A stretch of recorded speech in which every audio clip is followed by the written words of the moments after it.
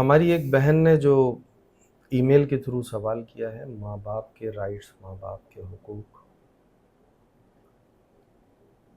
تو ماں باپ کے لیے اللہ تعالیٰ کا حکم یہ ہے کہ ان کے آگے اف نہ کی جائے. سورہ الاسراء میں اللہ تعالیٰ کہتے ہیں کہ والدین کے ساتھ اچھا سلوک کرو،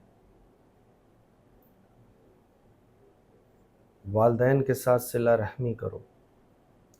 جن کے پاس بوڑھے ماں باپ ہیں وہ ان کے ساتھ اچھا سلوک کریں.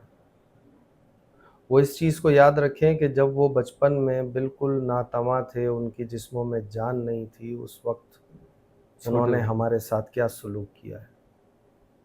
میں یہ نہیں کہتا کہ آپ ان کی کسی غیر شرعی بات کو یا کسی غیر اخلاقی بات کو مانیں، لیکن اس کے سوا ہر وہ بات مان لیں. بظاہر آپ کو اگر کسی بات میں ماں باپ کی نقصان بھی نظر آ رہا ہے تو اسے مان لیں. دیکھیں، علم آپ کو اس جگہ نہیں لے جاتا جہاں ادب لے جاتا ہے. ادب لے جاتا ہے، درست. علم کے پاس ہر تالے کی چابی نہیں ہے، لیکن عشق کے پاس ہر تالے کی چابی. اللہ اللہ. ادب جو ہے وہ ہر کرینوں میں سے اول کرینہ ہے. کسی بھی جگہ پر، کسی بھی کام میں ادب بہت بہت بہت ضروری چیز ہے. تو ماں باپ کا ادب ایسے ہی کریں. اللہ رب العزت فرماتے ہیں کہ ماں باپ کے ساتھ جو ہے وہ اف نہیں کرنی، ماں باپ کے ساتھ آپ نے زور سے بات نہیں کرنی. اب آپ اللہ کیا کہہ رہے ہیں؟ آپ زور سے بات نہیں کرنی،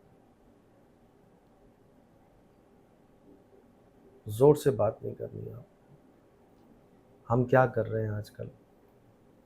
ہم اپنی بات بتانے کے لیے، ضروری تو نہیں ہے میں آپ سے ابھی بات کر رہا ہوں تو یہ بات میں نارمل وے میں بھی کر رہا ہوں اور چیخ کے بھی کر سکتا ہوں.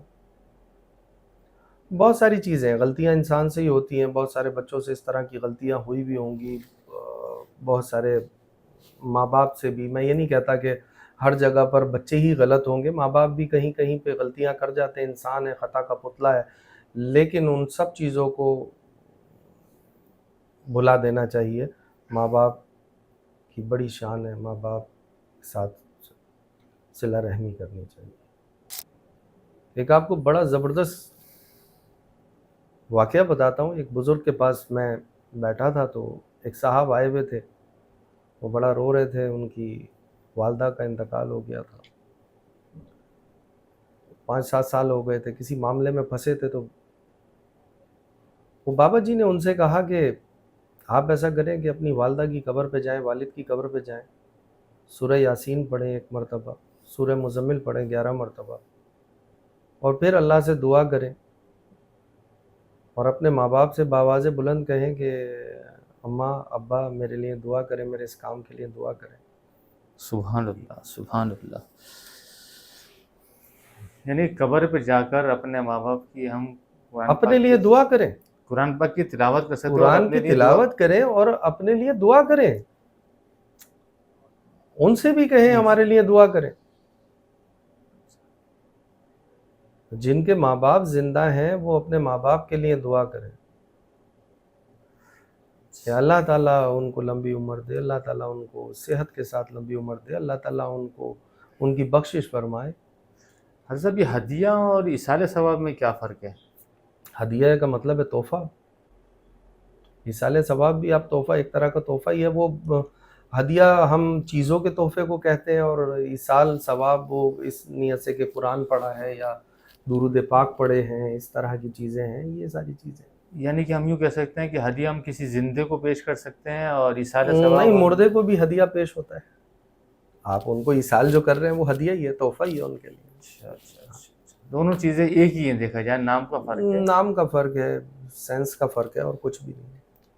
تو مرحومین کو تو ایصال ثواب کرنا چاہیے، ہدیہ پیش کرنا ہدیہ آپ ہدیہ کہہ کے دے دیں، اس میں کیا ہے؟ قبول تو اللہ تعالیٰ نے کرنا، کوئی ایسا مسئلہ نہیں.